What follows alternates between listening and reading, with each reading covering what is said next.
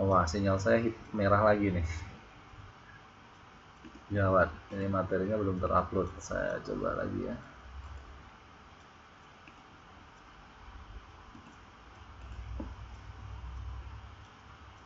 Ini masih pada semangat kan ya? Nggak pada ngantuk kan?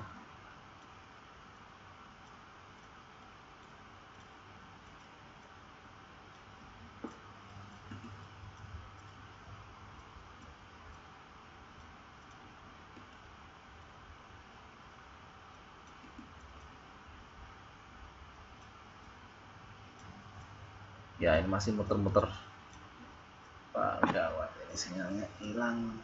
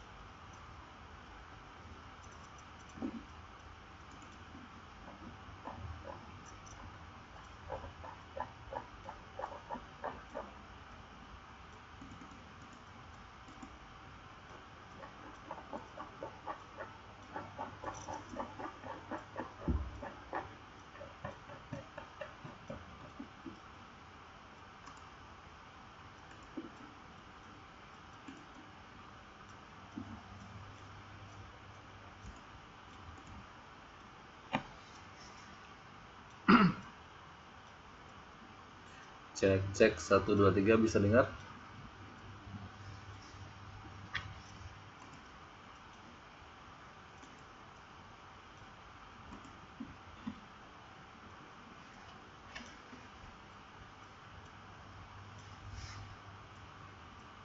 Ini yang ada di sini 24 siswa ada di Taiwan semua ya? Nggak ada yang di Indonesia ya?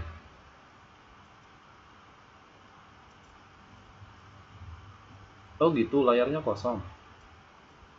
Masa sih? Ada yang bisa lihat layarnya?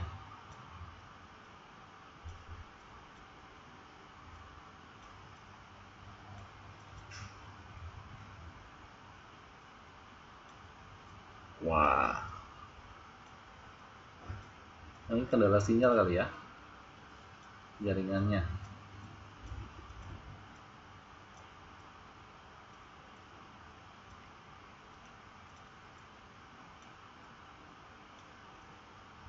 Iya, rekamannya nanti langsung saya upload kok, tenang saja. Tergantung ininya, sinyalnya ini mau bersahabat atau enggak malam ini ya. Kalau enggak ya besok pagi lah ya. Iya, 2 menit lagi kita mulai. Sambil nunggu yang masih muter-muter layarnya. Mudah-mudahan setelah ditunggu 2 menit nanti muncul ya sinyalnya.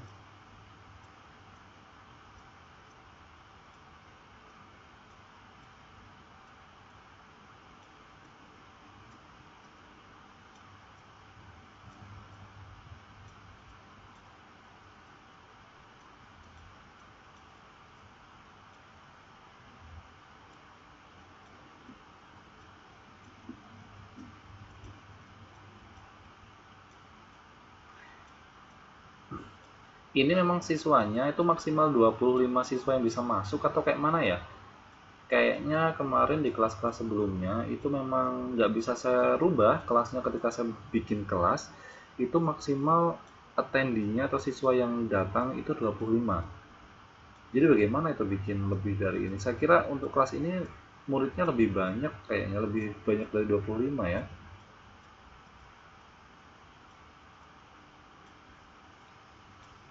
Iya, Wiziknya sudah diatur dari sononya itu maksimal 25. Jadi kan kasihan kalau misalnya siswanya lebih dari 25 pengen masuk kelas dan tidak bisa masuk. Apa? Lebih dari 60 siswa?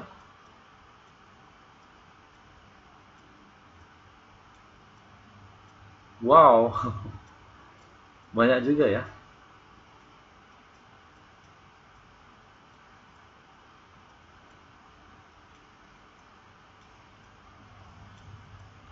60 siswa itu udah setara dengan mahasiswa kuliahan loh.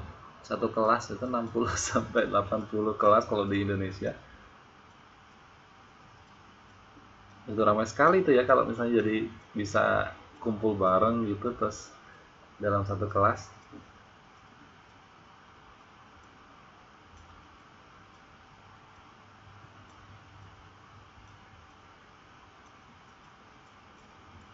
Iya, saya sudah komplain sama bidang akademik karena kasihan kan kalau misalnya ada siswa yang mau masuk tapi terkendala dengan maksimal siswa yang masuk cuma 25.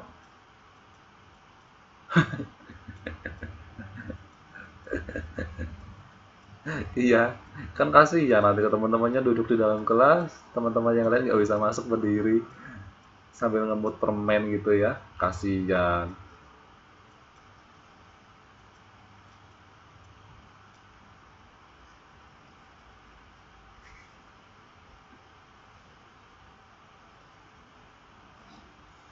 Wah, kalau begini kalau ada 60 siswa, nanti saya minta usul deh kalau untuk ujian dan UAS nanti kita pakai sistem online survei aja kali ya. Jangan kirim sama ini ke email, kadang-kadang ini apa? Saya tidak bisa mengkoordinasikan semua email yang masuk. Kadang-kadang masuk ke kotak sampah langsung, masuk ke spam dan sebagainya, ada yang hilang. Kalau memang benar sampai 60 ya mendingan memang ke survei online itu. Jadi nanti saya akan bikin soal online, saya kasihkan kalian linknya dan kalian bisa langsung pilih dari soal link tersebut. Tinggal centang-centang gitu. Jadi tidak harus kalian ngetik di Microsoft Word kemudian kirim ke email ke saya gitu. Lebih ini saya yang enak ngoreksinya. Jadi kalau satu-satu ke email tuh biasanya ketelingsut. Yang dulu itu saya begitu kalau ujian. Tapi kebijakan dari Pak Fahri yang akademik kemarin diganti harus kirim ke email. Gini aja deh dua kali gimana? Jadi kalian tetap mengerjakan di apa soal online saya aja deh nanti ya. Nanti coba saya trialkan ya, saya cobakan bikin terus kalian coba mengerjakan nanti lebih mudah yang mana. Daripada ke email kadang-kadang tuh susah saya ngoreksinya jadi harus buka kunci jawaban satu kalau di itu di mana Google Online itu langsung keluar jadi saya sudah siapkan kunci jawabannya ketika jawabannya masuk itu langsung keluar nilainya jadi nggak nunggu lama-lama kalau kalian pengen tahu nilainya berapa. Mm-mm. Nah begitu betul. Oke. Nah, nanti ngobrol lagi ya. Kita mulai saja. Ini udah 30 menit sisanya. Ya, kita mulai lagi ya. Assalamualaikum warahmatullahi wabarakatuh. Selamat malam, saya ucapkan selamat datang kembali di kelas saya yang kedua. Karena di hari Jumat malam kita ada dua kelas, gurunya satu dengan saya. Ya, setelah kelas bahasa Indonesia, kita lanjutkan ke kelas PPKN. Ya, walaupun berbeda jauh materinya yang kita bahas, tetapi mudah-mudahan kita tetap semangat, tetap fokus, dan saya pun menjelaskan sesuai dengan materi dan tetap konsisten dalam menjelaskannya. Sebelum itu, kita mulai materi pada malam hari ini dengan berdoa lagi ya, menurut keyakinan dan agamanya masing-masing. Berdoa dipersilahkan.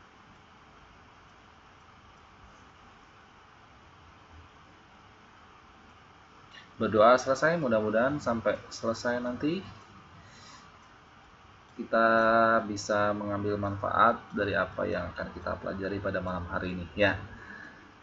Semua bisa lihat ya papan tulis. Kalau tidak bisa lihat dari buku Pak yang dibagikan oleh Pak Farih kemarin beberapa waktu yang lalu, silahkan dibuka halaman 3. Ya, materi pertama di halaman 3 tentang budaya politik di Indonesia. Ya, bagi yang kosong tidak bisa melihat, bisa disimak buku elektroniknya tentang budaya politik di Indonesia halaman 3. Bagi yang tidak bisa lihat ya, karena yang di layar ini adalah rangkuman dari buku, jadi saya hanya mengambil bait-baitnya saja yang saya anggap itu pokok-pokok inti dari materi PPKN yang malam hari akan kita bahas. Nah, kemudian nanti selanjutnya bisa saya jelaskan gitu dari pokok-pokok materi yang sudah saya siapkan pada malam hari ini. Boleh, silahkan disimak juga nggak apa-apa. Ya, kita malam hari ini kita akan bahas tentang budaya politik di Indonesia. Kalau membicarakan tentang politik, apa kira-kira yang ada di benak kalian?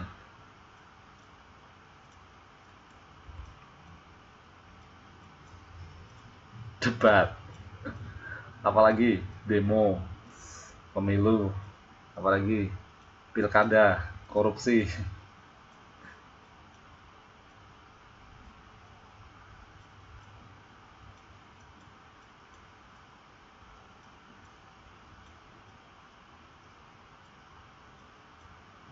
Kampanye ya, saling berebut kekuasaan dan sebagainya ya, saling saingan. Oke. Ya, semua itu benar ya. Itu semua terangkum dalam istilah politik ya. Nah, bagaimana kita melihat budaya politik di Indonesia? Karena dimanapun berdirinya sebuah negara, pasti ada kegiatan politik di dalamnya ya, gitu. Jadi tidak menutup kemungkinan di Indonesia juga ada kehidupan atau budaya politik yang berkembang. Harga STNK turun lagi, oh iya ya, ini dua motor saya itu juga harus ganti plat ini di tahun 2017, ini juga mungkin memakan uang 2 juta besok kali. Kalau harganya kemarin dinaikkan 2 kali lipat. Iya kan, biasanya kalau saya ganti itu kan cuma 100, enggak sampai 300.000 ya, 200 berapa, 200.000, 250.000 sekian. Kalau sekarang naik 3 kali lipat ya, jadi kan satu motor berapa, 600 sampai 700.000 kan, kalau dua berapa, nanti 1,5 juta, nanti belum bayar apanya, bayar pajaknya dan sebagainya, belum bayar platnya. Ya nggak tahu kebijakan pemerintah bagaimana, kita ikuti saja. Nanti kalau terlalu banyak merugikan, pasti mahasiswa pada demo kok. Tenang saja, nanti pasti ada jalan keluarnya. Baik, kita lanjutkan ya. Ini dia pendahuluannya. Salah satu unsur budaya nasional adalah budaya politik. Jadi selain Indonesia itu kaya akan budaya-budaya seperti banyaknya suku bangsa, kemudian banyaknya budaya-budaya kesenian seperti tari, seperti adat istiadat, kemudian bahasa juga bermacam-macam, kemudian yang lainnya juga budaya-budaya seperti pakaian adat, kemudian wisata-wisata ya, kemudian apa namanya, upacara-upacara adat dan sebagainya, budaya-budaya yang lainnya. Ternyata yang termasuk budaya nasional di Indonesia itu adanya juga budaya politik ya. Selain budaya-budaya keanekaragaman budaya di Indonesia seperti tadi yang saya sampaikan ya, ada baju misalnya, ada makanan khas, kemudian rumah adat, kemudian suku bangsa, bahasa dan sebagainya. Ternyata budaya politik itu juga masuk ke dalam sebutan budaya nasional tersebut. Budaya politik suatu bangsa merupakan seperangkat pengetahuan, keyakinan, sikap, perasaan, dan penilaian warga negara terhadap sistem politik serta sikap terhadap perannya sendiri dalam kehidupan politik bangsa itu. Jadi yang namanya budaya politik itu merupakan pengetahuan saudara, keyakinan saudara, sikap saudara, perasaan saudara, penilaian saudara terhadap sesuatu hal yang terjadi di negara kita. Itu namanya budaya politik. Jadi setiap orang itu memiliki budaya politik. Kalau kalian merasakan misalnya, oh kok ini negara menaikkan harga BBM ya, kemudian perasaan kalian menjadi campur aduk gitu ya, ada yang menerima, ada yang tidak, itu kalian sudah memiliki rasa budaya politik sebenarnya ya. Kemudian kalian tahu tentang pemilu, oh pemilu itu dilaksanakan 4 atau sampai 5 tahun sekali, kemudian pemilu itu ada bermacam-macam, ada pemilu presiden, ada pemilu kada, kemudian ada pemilu yang lain sebagainya. Nah itu namanya pengetahuan, kalian paham tentang sesuatu yang ada di dalam negara tersebut, sistem yang ada di dalam negara tersebut. Itu juga namanya politik. Kalian meyakini bahwa misalnya oh BBM naik, kemudian harga SNK naik, kalian yakin bahwa keputusan negara atau kebijakan presiden tersebut merupakan sesuatu hal yang ingin menjadikan negara Indonesia itu menjadi lebih baik. Kalian yakin seperti itu misalnya. Nah, itu kalian juga sudah memiliki budaya politik. Jadi, budaya politik itu serangkaian ya, tidak hanya pengetahuan saja, tidak hanya keyakinan saja, tidak hanya sikap saja, tidak hanya perasaan, tidak hanya penilaian atau evaluasi dari teman-teman sekalian, tapi semuanya dari pengetahuan, keyakinan, sikap, perasaan, dan penilaian kalian terhadap sistem politik yang ada di negara kita, khususnya di negara Indonesia. Ya, itu.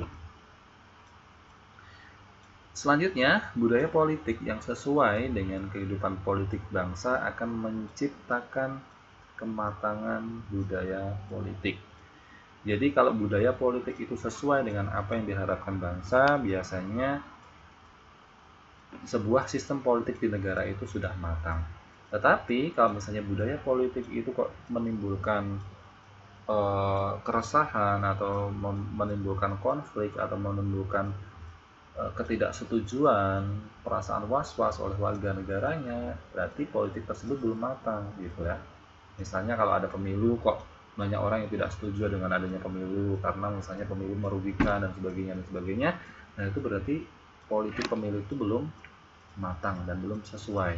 Yang namanya budaya politik yang sesuai, yang sudah sesuai itu jika kehidupan politik bangsa itu sudah matang.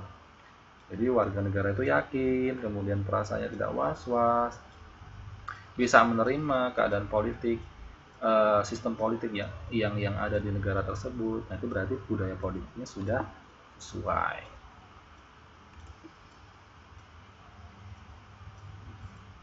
Kita lanjutkan. Nah, ini dia pengertian budaya politik.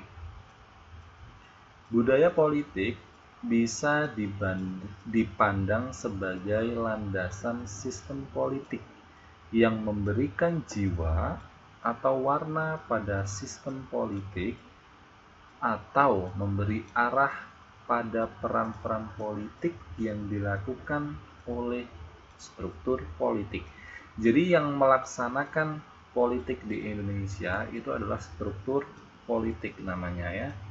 Itu yang melaksanakan politik-politik di Indonesia. Jadi kalau kalian nyalon menjadi DPR berarti kalian merupakan struktur politik, atau kalian bekerja di pemerintahan sebagai gubernur, misalnya sebagai wakil presiden atau menteri, nah berarti kalian merupakan struktur politik. Nah, budaya politik di sini adalah sesuatu hal yang paling dasar. Budaya politik itu dijadikan sebagai landasan dari sistem politik, ya, di mana budaya politik tersebut itu memberikan jiwa dan warna untuk mengarahkan sistem politik atau keadaan politik yang ada di suatu negara itu menjadi lebih baik sesuai dengan perannya, ya, begitu. Itu namanya budaya politik. Jadi sebagai landasan untuk sistem politik, memberikan ruh, memberikan jiwa, memberikan kehidupan kepada sistem politik, dan juga mewarnai sistem politik yang ada di suatu negara, serta itu juga menjadikan atau membuat arahan-arahan serta supaya peran-peran orang-orang yang melaksanakan politik di suatu negara itu bisa sesuai dengan apa yang kita ciptakan. Gitu. Nah, ini ada beberapa ahli yang mengemukakan budaya politik itu sendiri menurut apa yang mereka yakini dan mereka pahami. Ini ada beberapa ahli, ya. Yang pertama ada Gabriel Almond dan Sidney Verba tahun 1966. Saya belum lahir. Mungkin ada kalian yang sudah lahir tahun 1966. Belum ya, belum ada yang lahir ya. Ini bahkan, oh sudah ada yang lahir. Berarti tua sekali dong. Umurnya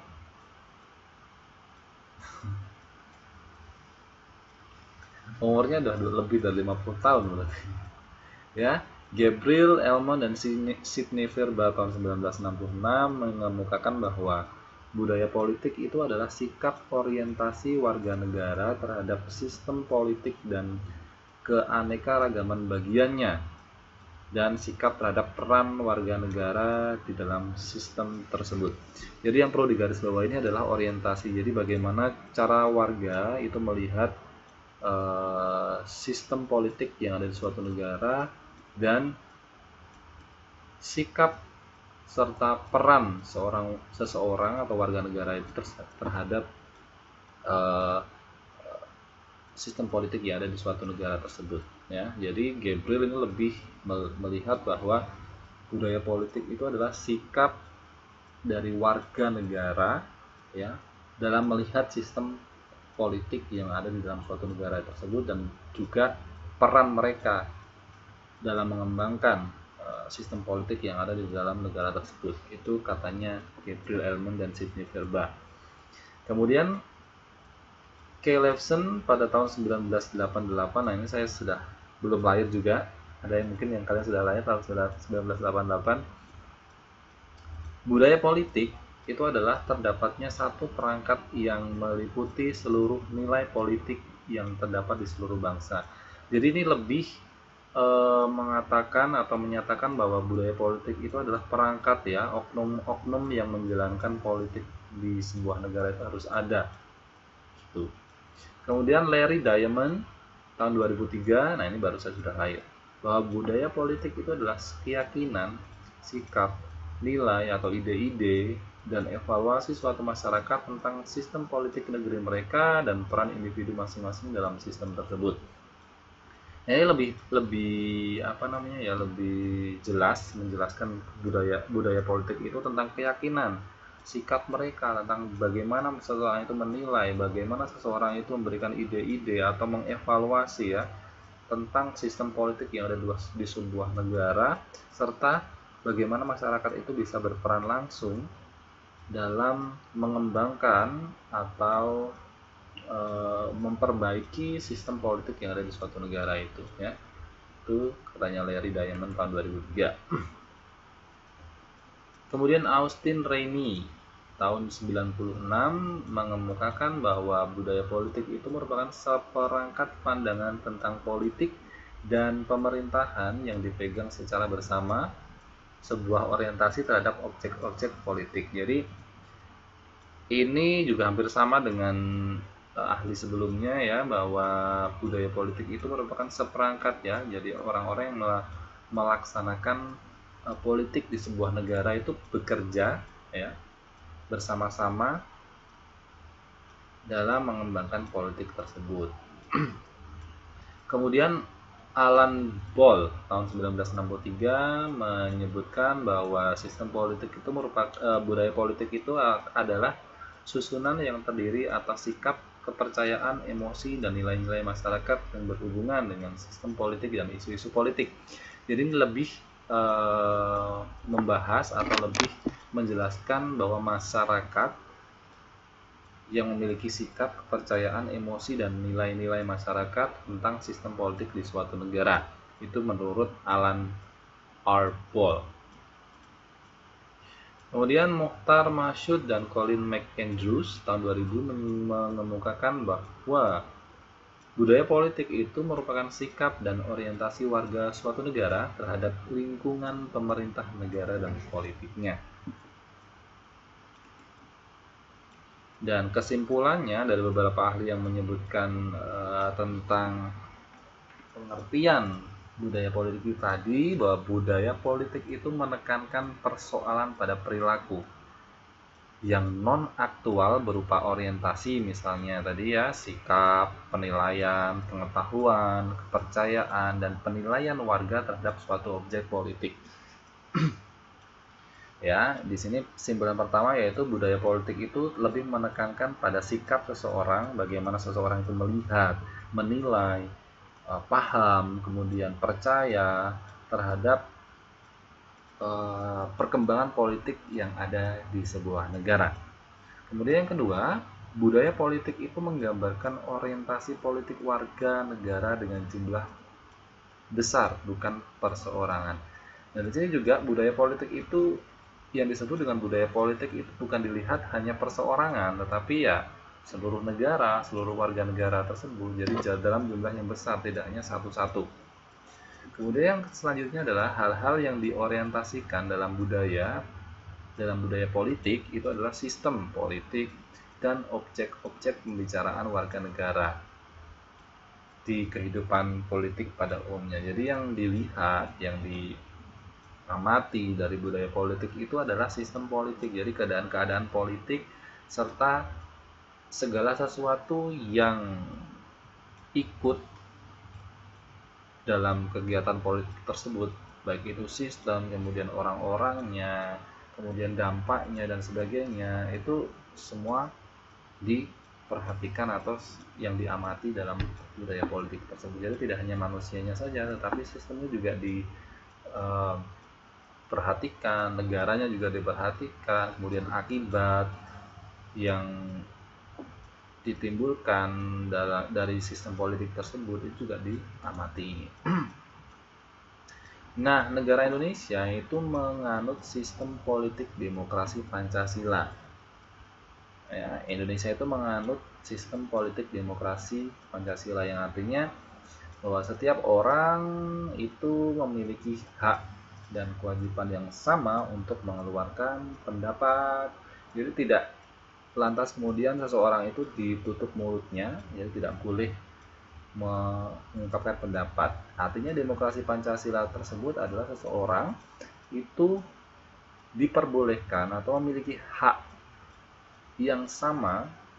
Jadi teman-teman sekalian, dengan Presiden Jokowi itu punya hak yang sama untuk mengemukakan pendapat gitu ya. Jadi tidak ada batasan. Nah, ketika mengungkapkan pendapat, walaupun kalian punya hak, tetapi itu selalu dikaitkan ya, disesuaikan dengan ideologi Pancasila yang berdasarkan kalian harus mengungkapkan pendapat, memiliki hak dan kewajiban yang sama antara satu manusia dengan warga yang lainnya, itu tetap sesuai dengan Pancasila ya. Sila pertama, ketuhanan yang Maha Esa, harus berbasis tentang ketuhanan yang Maha Esa, tidak boleh di luar itu. Kemudian tentang kemanusiaan yang adil dan beradab, tentang persatuan Indonesia, tentang kerakyatan yang dipimpin oleh hikmat, kemudian keadilan sosial, harus dilandaskan dengan Pancasila tersebut ya. Jadi bebas, tetapi bebas tersebut harus sesuai dengan ranah atau masih dalam ruang lingkup Pancasila. Nah, tadi yang sudah saya sampaikan bahwa demokrasi Pancasila itu berdasarkan atas kerakyatan yang dijiwai dan diintegrasikan dengan sila-sila lainnya ya. Jadi demokrasi itu di Indonesia itu masih menganut sistem kerakyatan. Artinya kita perlu memperhatikan sisi kerakyatan atau sisi kemanusiaan. Jadi lantas kita mengeluarkan pendapat, kita harus juga memahami, kita harus menghargai pendapat orang lain juga. Jadi tidak lantas kemudian ya ini pendapat saya, kamu harus setuju dan sebagainya. Tidak harus seperti itu. Kita demokrasi, kita memang berhak untuk mengungkapkan pendapat masing-masing. Si A pendapatnya apa, si B pendapatnya apa, si C pendapatnya apa. Semua berhak, tetapi jangan sampai ketika ada hak kebebasan berpendapat itu ada, kemudian lantas kalian menjadi absolut atau menjadi tidak terkalahkan, lantas tidak mendengar pendapat-pendapat orang lain, itu tidak. Jadi yang namanya demokrasi Pancasila, di mana kalian berhak untuk mengemukakan pendapat gitu ya, tidak ada batasan, tetapi kalian juga harus memperhatikan sisi kerakyatan atau sisi kemanusiaan yang diintegrasikan atau dijiwai dengan sila-sila Pancasila tadi ya, sila ketuhanan. Jadi kalau kita mengeluarkan pendapat atau kebebasan berdemokrasi, kebebasan dalam mengeluarkan pendapat itu harus disesuaikan dengan sila pertama, sila kedua, sila ketiga, sila keempat, dan sila kelima. Saja kalian sudah hafal ya Pancasila, jadi tidak kemudian menjelaskan kembali ya, suruh hafalan lagi Pancasilanya, enggak.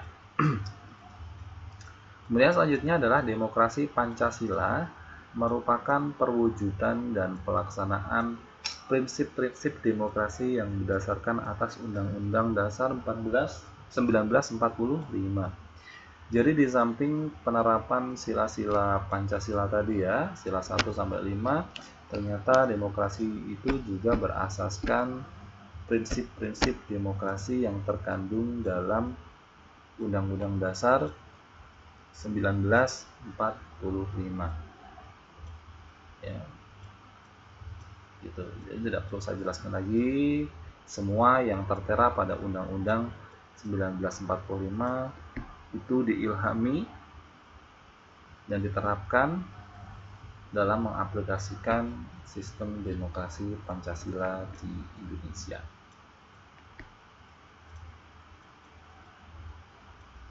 Oke, saya kira ini tipe-tipe budaya politik ini ada banyak.